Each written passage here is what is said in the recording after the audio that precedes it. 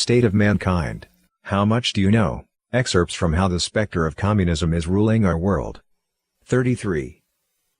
The lesbian, gay, bisexual, and transgender (LGBT) movement has been closely associated with communism ever since the first utopians began touting homosexuality as a human right.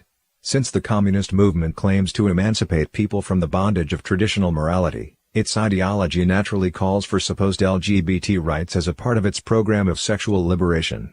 Many proponents of sexual liberation who staunchly support homosexuality are communists or share their views. The world's first major LGBT movement was started by senior figures of Germany's Social Democratic Party, SDP, during the 1890s.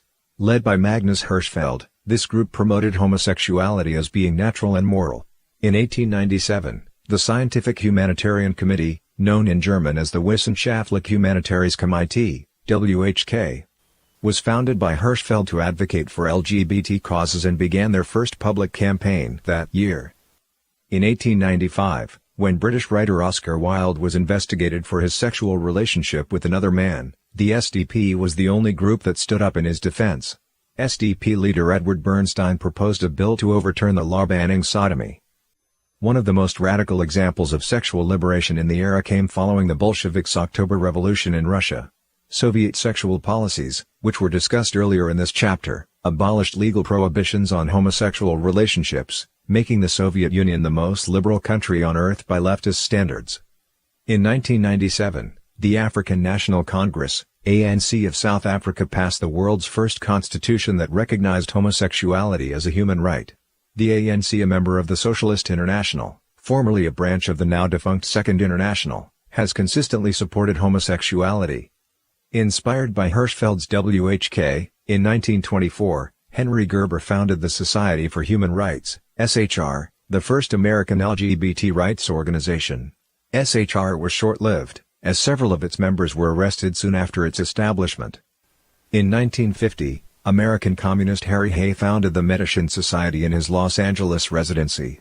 The organization was the first influential LGBT group in the United States. It expanded to other areas and released its own publications. In 1957, zoologist Evelyn Hooker claimed in her research that there was no mental difference between homosexual and heterosexual men. Her work then became the main scientific basis used to justify homosexuality. Hooker had links to a member of the Medicine Society, who persuaded her to support homosexuality. Her study has been criticized for picking all its subjects from the ranks of the Medicine Society. In the 1960s, accompanying the wave of sexual liberalization and the hippie movement, the homosexual cause went public. In 1971, the National Organization for Women, NOW, a major American feminist organization, stated its support for homosexual rights.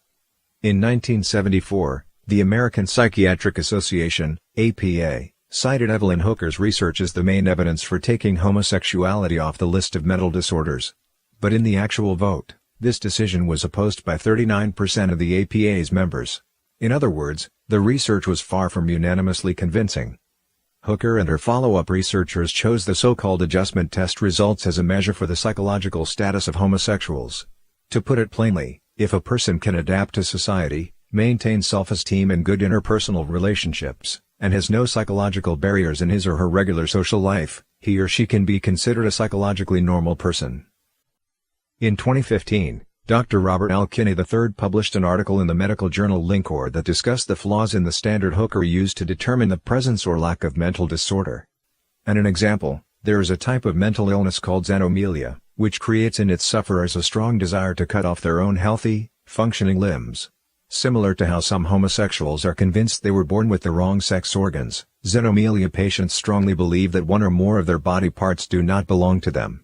This kind of patient is fully capable of adapting to society, maintaining self-esteem and good interpersonal relationships, and has no psychological barriers to functioning in society. Patients experience satisfaction when the offending limb is amputated and report that it improves their lives. Kinney's report cited other mental illnesses. For instance, people with a certain type of psychological disorder enjoy eating plastic. Non-suicidal victims of another illness have a strong desire to hurt themselves physically, and so on. They often have good social adjustment, evidenced by such qualifiers as having earned college degrees. All these conditions are nevertheless psychological abnormalities as recognized by the scientific community. Many studies confirm that homosexuals have significantly higher rates of contracting AIDS, committing suicide, and abusing drugs than the general population, even in countries such as Denmark, where same-sex marriages have long been legal and destigmatized. The prevalence of AIDS and syphilis among homosexuals is between 38 and 109 times that of the normal population. Before the breakthroughs in AIDS treatment made in the 1990s, the average lifespan of homosexuals was 8 to 20 years lower than the average population. These facts do not suggest that homosexuality is normal or healthy. As the LGBT movement continues to grow, the politically correct label of homophobia is used to attack those opposed to homosexuality, and experts who present findings that homosexuality is a mental illness are marginalized.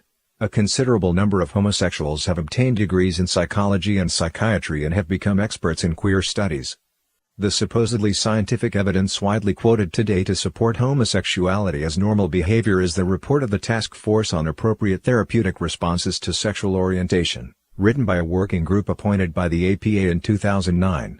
Kinney has noted that out of the 7 members of the working group, 6, including the chairman, were homosexual or bisexual.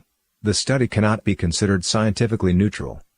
Joseph Nicolosi, late president of the National Institute of Gay and Lesbian Studies, disclosed that at the time, the most qualified experts applied to join the working group, but because they belonged to the academic school that supported the use of treatment to correct homosexuality, none were accepted. Nicholas Cummings, a former APA president, said in a public statement that politics trumps science in the association, which has been taken over by advocates of homosexual rights. Today, the adjustment standard supported by queer studies experts and proponents of the homosexual movement is also widely used by the APA to measure other sexual psychological abnormalities, such as pedophilia. According to the APA, a pedophile is defined as an adult who feels intensely aroused or has sexual fantasies upon seeing a child, regardless of whether these impulses are acted upon or not. But as long as he or she is capable of demonstrating adjustment, then the pedophile's sexual orientation should be considered normal. Rather, only when pedophiles feel shame, inner conflict, or other types of debilitating psychological pressure does it count as a disorder. This standard of diagnosis runs completely counter to normal human values. According to the APA, a person who feels shame and guilt for having unacceptable impulses is mentally ill, but someone who is comfortable with these impulses is supposedly healthy. Homosexual marriage was legalized following this logic, and acceptance of pedophilia cannot be long in coming. David Thorsted, a Trotskyite and member of the American Communist Party, founded the North American Man/Boy Love Association, NAMBLA.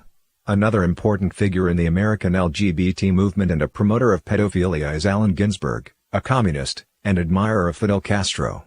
Aside from NAMBLA, another major pedophile organization is the Childhood Sensuality Circle, founded in California in 1971 by disciples of the German communist and pioneer of sexual liberation Wilhelm Reich. Pandora's box has been thrown wide open. According to the adjustment standard of today's psychology, various perverted sexual freedoms advocated by the utopian socialist Charles Fourier, including incest, group marriage, and bestiality, can also be considered normal psychological states. The divine union of husband and wife has been distorted to include same-sex couples. It follows that incestuous families and marriage between humans and animals can be legalized. The devil is reducing man to a beast, without standards or morals, so that he will be eventually destroyed. The LGBT movement, sex liberation, and feminism have put the family structure and human morality under total siege. It is a betrayal of the traditional marriage that God arranged for mankind. To treat homosexuals as fellow human beings is kind and good, but the devil has manipulated this kindness to deceive and destroy people who have forgotten that God's created men and women in their image and set the conditions for being human. When man is no longer man, and woman is no longer woman, when people abandon divine moral codes and side with the devil for the sake of their desires, then there is no escape from the abyss of damnation. We may kind-heartedly say we respect your choice to those who have gone astray and wandered to the edge of the abyss, but this serves only to push them closer to danger. True compassion is to tell those who are misguided to distinguish between right and wrong, to lead them back to the upright path, and help them avoid doom, even if it means being resented or misunderstood.